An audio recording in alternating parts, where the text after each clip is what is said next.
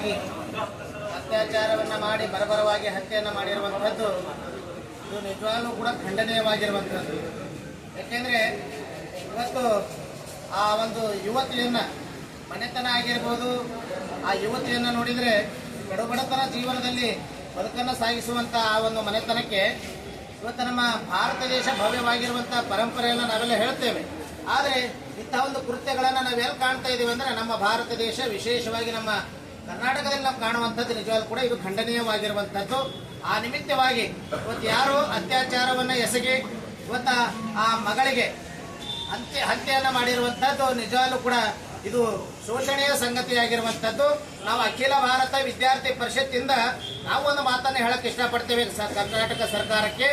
ಆ ಹತ್ಯೆಯನ್ನು ಮಾಡಿರುವಂಥದ್ದು, ಅತ್ಯಾಚಾರ ಎಸಗಿರುವಂಥ ಯಾರೇ ಆಗಿರಲಿ, ಅವರು ದೊಡ್ಡವರಾಗಿರಲಿ ಸಣ್ಣವರಾಗಿರಲಿ, ಯಾವುದೇ ಒಂದು ಮತಪಂಥದವರಾಗಿರಲಿ, ಅವರಿಗೆ ಯಾವ ಶಿಕ್ಷೆ ಕೊಡಬೇಕು ಅಂದರೆ ಉಗ್ರವಾಗಿರುವಂಥ ಶಿಕ್ಷೆ ಅಲ್ಲ, ಅವರಿಗೆ ಗಲ್ಲು ಶಿಕ್ಷೆಯನ್ನು ಕೊಡಬೇಕು ಅಂತಕ್ಕಂಥ ಮನವಿಯನ್ನು ನಾನು ಕರ್ನಾಟಕ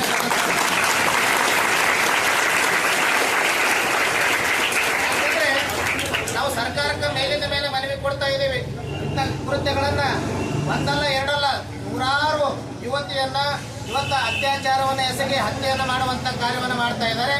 ಈ ಒಂದು ಕಾರ್ಯವನ್ನು ನಿಲ್ಲಬೇಕಾಗಿತ್ತು ಅಂದರೆ ಕರ್ನಾಟಕ ಸರ್ಕಾರ ದಿಟ್ಟತನದ ಒಂದು ಅದ್ಭುತವಾಗಿರುವಂಥ ದಿಟ್ಟತನದ ಒಂದು ಎಚ್ಚರಿಕೆ ನಾವು ಹೇಳ್ತಾ ಇದ್ದೀವಿ. ಅಖಿಲ ಭಾರತ ವಿದ್ಯಾರ್ಥಿ ಪರಿಷತ್ತಿಂದ ಇದು ನಿರ್ಧಾರ ತಗೊಳ್ಬೇಕಾಗಿದೆ. ಎಂಥ ನಿರ್ಧಾರ ಅಂದರೆ ಮುಂದೆ ಆ ಮಾಡಿರುವಂಥ ದುಷ್ಕರ್ಮಗಳಿಗೆ ಏನಾಡಬೇಕು ಅಂದರೆ ಗಲ್ಲು ಶಿಕ್ಷೆ ಆಯಿತು ಅಂದರೆ ಮುಂದೆ ಆಗುವಂಥದ್ದು ಯಾವೂ ಕೂಡ ಆಗುವುದಿಲ್ಲ ಅಂತಕ್ಕಂಥ ಮಾತನ್ನು ನಾನು ಅಖಿಲ ಭಾರತ ವಿದ್ಯಾರ್ಥಿ ಪರಿಷತ್ತಿಂದ ನಮ್ಮ ತಹಸೀಲ್ದಾರ್ ಮುಖಾಂತರವಾಗಿ ಕರ್ನಾಟಕ ಸರ್ಕಾರಕ್ಕೆ ಮನವಿಯನ್ನು ಮಾಡ್ತೇನೆ. ಇಂಥ ಕೃತ್ಯಗಳನ್ನು ಮತ್ತೆ ಆಗಬಾರ್ದು ಅಂದರೆ ಅವರಿಗೆ ಗಲ್ಲು ಶಿಕ್ಷೆ ಆಗಲೇಬೇಕು ಅಂತಕ್ಕಂಥ ಒತ್ತಾಯವನ್ನು ನಾನು ಈ ಮೂಲಕ ಕರ್ನಾಟಕ ಸರ್ಕಾರಕ್ಕೆ ಮನವಿಯನ್ನು ಮಾಡ್ತಾ ಇದ್ದೇನೆ.